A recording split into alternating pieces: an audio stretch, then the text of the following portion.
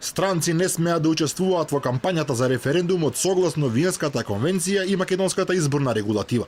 Според професорката Гордана Силјановска, учеството на Европската комисија во кампањата за престојниот референдум е целосно спротивна на македонските закони, но и на меѓународните конвенции.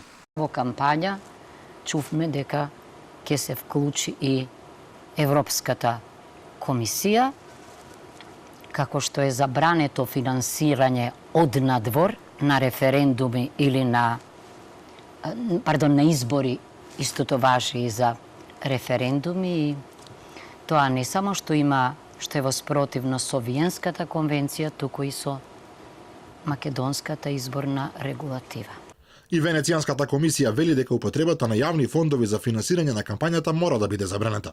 Венецијанскиот кодекс не дозволува влијание во кампањата и користење на државниот буџет, иако од владата велат дека препораките се почитувале, а министрите ќе биле активно вклучени поради стратешката цел на државата.